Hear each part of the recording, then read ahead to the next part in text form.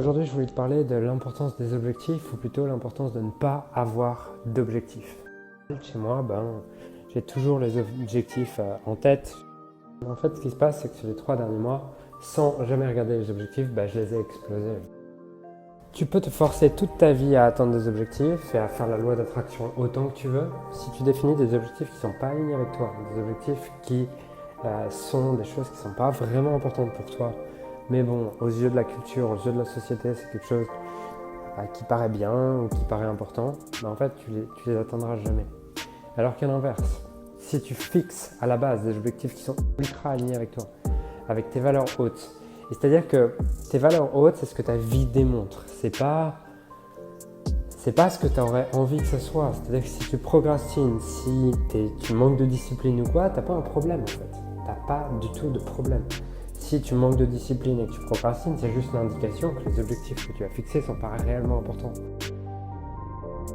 Tu crois qu'ils le sont, mais en fait, ils ne le sont pas. Et c'est quelque chose que j'ai remarqué dans ma vie, c'est que si je fixe des objectifs en rapport avec le sport, ce n'est plus une valeur haute pour moi, c'est plus quelque chose d'important pour moi, c'est quelque chose où je vais courir régulièrement, j'ai quand même des routines sportives.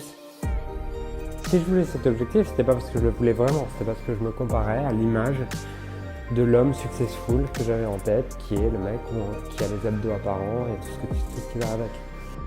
Mais en réalité, c'était pas important pour moi, c'était pas important pour mon âme, c'était juste important pour l'image que j'avais envie de renvoyer.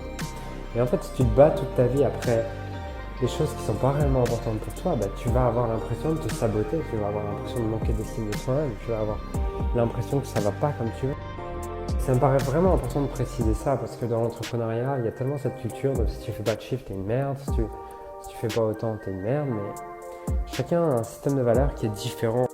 Vous avez tous une hiérarchie de valeurs, un système de valeurs dans lequel ça va du plus important pour vous au moins important. Parce que je vois tellement d'entrepreneurs qui se jugent constamment, qui s'en veulent, qui manquent d'amour d'eux-mêmes, qui se parlent mal juste parce qu'ils procrastinent. Et ils vont se battre toute leur vie contre quelque chose qui n'est pas le réel combat. Ils vont se battre toute leur vie en croyant qu'ils ont un problème, alors que le seul problème qu'ils ont, c'est d'essayer de vivre la vie de quelqu'un d'autre, d'essayer de ressembler à quelqu'un d'autre. Et tout ça parce qu'ils se comparent et ils minimisent ce qui est vraiment important pour eux par rapport à ce qu'il est pour la société. L'entrepreneuriat, c'est ma valeur numéro 1, c'est le plus important dans ma vie et c'est ce que ma vie démontre. Parfois, ça peut être bien de ne pas avoir d'objectif. Pourquoi ? Parce que quand tu n'as pas d'objectif, tu vois ce qui est réellement important pour toi.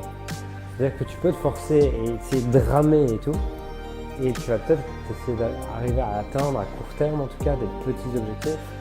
Mais si tu veux voir quels sont les objectifs les plus importants pour toi, ce qui peut être intéressant, c'est pendant une période de quelques semaines, quelques mois, essayer d'avancer sans objectif. Et tu verras naturellement quels sont les domaines de ta vie qui avancent. Voilà, j'espère que ça t'aide, j'espère que ça te fait réfléchir aujourd'hui sur les choses qui avancent pas dans ta vie, plutôt que de t'en vouloir, plutôt que de te critiquer, plutôt que de te juger. Peut-être qu'il serait intéressant de commencer à regarder, tiens, et si c'était un message pour un feedback, une information, pour me dire ce qui est vraiment important pour moi dans ma vie et ce qui ne l'est pas.